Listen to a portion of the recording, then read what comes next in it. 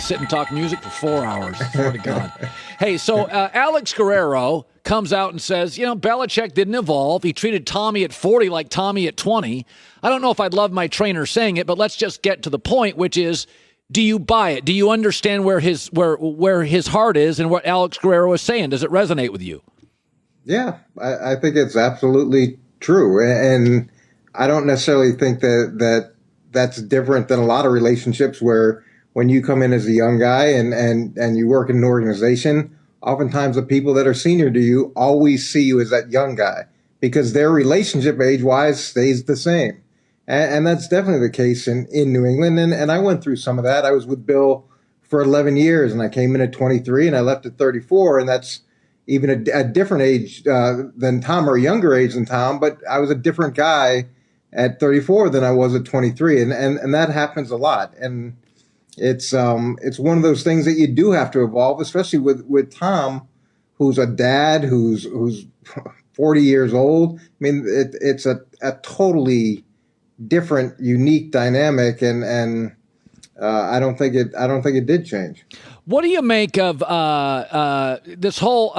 I don't see what coaches see, so I'm always sort of reluctant to say you should start this young guy or that guy. I'm not at practice. So Matt Nagy says, hey, Dalton, when he's healthy, is the starter. To that I say, be careful, because what if Justin Fields is pretty good this week? This Cleveland defense is still figuring itself out on the back end, and Chicago's healthy. So on the defensive side, the Bears are a little healthier this week, and we could have ourselves a real football game. And then you get back to Chicago, and you look at film on Monday, and you may be like, Justin he's pretty good. So what do you make of all that? I mean, I said this earlier. Nagy's lost the city. You can't lose the locker room, and if Fields is good, and then you go back to Andy, do you lose the locker room? What do you make of all of it? Well, you can always change your mind, and coaches change their mind all the time in terms of who's starting and how entrenched they're going to be. But when you look at what Justin did last week with the opportunity he had, did he do anything that was that impressive? I mean, there were operational errors with a couple different false starts through the pick. There were 6 completions. He had a 27 quarterback rating. So it's not like he went in and lit it up with that opportunity. If he comes out and does extremely well this week and energizes the offense, then it's a different discussion. But we don't know what's happening in the meeting rooms. We don't know how well he truly understands all the different aspects of the offense and how well he handles those things. So for a team that's fairly defensive dominant right now, if you want a guy that's going to manage the game, Andy's that guy, and Justin's going to have a great opportunity to make his case for changing that decision. But he didn't last week.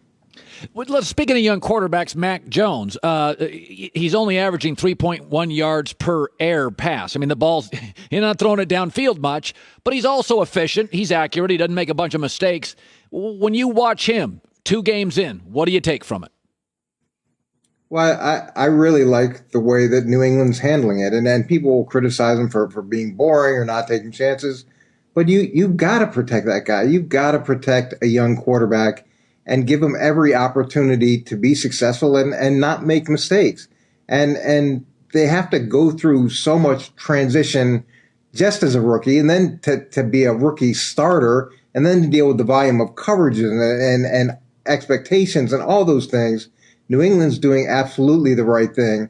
I'd say where his weakness has been the most has been in tight man-to-man coverage and against pressure. And I think people will see that more and more, and he's going to get healthy doses of that and he's going to have to prove that he can handle those 2 things. Now, I don't recall if you like Sam Darnold, but I said before. I know you love Sam Darnold. Well, but he's now playing with a lead and a running game. So it's like, yeah, and I think a very capable coach. So I always said this. Baker was a disaster. Then he got a good coach and a great O-line, and he plays with a lead a lot. It's a different quarterback.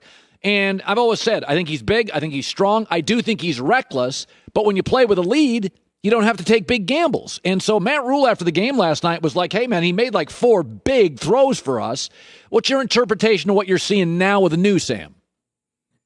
Well, I'm really interested to see the new Sam without Christian McCaffrey and what that looks like.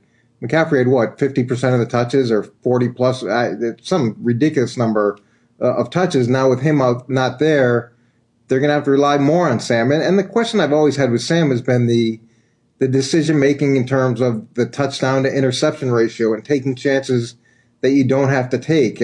He's got a lot of ability. He's tough. He seems like a really good guy that people like and rally around. But can he consistently make good decisions? A little bit like what Jameis faces going forward is has that problem been fixed when the pressure is on him to carry the team as opposed to being able to rely on the running game alone? So the minute he gets Christian McCaffrey, you now want to see him without Christian McCaffrey. Yeah, that's called the Jets, by the way. Yeah. Yeah. All right. So Aaron's had an interesting offseason. Aaron said this offseason, there's a lot of wisdom in silence. Yet Aaron won't stop talking. He has a press conference every week. It's like, pick a lane, Aaron. Now he's kind of trying to control a little bit platforms and opinions, and I think he's confusing opinion with inflammatory. I thought calling your team out at a podium and listing 10 players and telling your bosses to be better, I thought that was inflammatory. That to me was way too much. So, be careful about claiming everybody else is inflammatory. What do you make of the more verbal and the more public and the more aggressive Aaron Rodgers, though, this year? Yeah, I don't get it at all. And he's always been one to say things in press conferences that weren't direct, but everybody understood exactly what he was saying. And this year he took a different tact, and he was aggressive with his comments, and he made certain demands, and he has certain expectations based on the level of performance that he's had. That's all good. And if you want to air things out and go to public opinion, then you've got to deal with it when you don't play well. You can't have it both ways. You can't call out everybody else and not expect to get called out when you don't perform well. And I don't see the value in going on a show and taking shots at everybody. You can't win. You can't win. You're going to speak once a week, and everybody else is going to talk about you through the rest of the week. Yeah. And Baker Mayfield, he's learned that lesson. Yeah. He's pulled back, and it's been good for him. Yes. No, you're absolutely right. Baker was very outspoken and said some mean things about me, very hurtful. Terrible things. Barely slept. But I will say, Baker is more in control at the mic and on the field. And I think Stefanski's influence was, get out of that space. We're going to manage you on the field. Get out of that nonsense. Like, it does matter. Being an adult, that's always underrated with Brady. The adult part of it. I mean, like, he was asked about Alex Guerrero's comments, and he's like, I was just grateful to be there. So it was an inflammatory comment, and Tom didn't want any part of it. You notice that? Yeah, Tom recognized that family is going to get asked questions, and family doesn't have media training, and family is going to react emotionally, but he doesn't want to blow this up into anything more than it's already going to be going into the next week. And with Aaron, he's just not going to win this fight, and you're especially not going to win if you play poorly, and there's no value for him to do it. The best thing he can do is go out and be successful on the field, and everybody will rally behind him. Yeah. And everybody will give him the benefit of the doubt. But doing it this way, it hurts his not his legacy, but it just hurts his credibility, maybe. Credibility, validity, all those things. Eric, have a great weekend. Listen to some Kanye. I'll be jamming to the late Kurt Cobain. Good seeing you. Awesome. Take care. Hi, everybody. Thanks for watching. Subscribe here to get the latest from the show.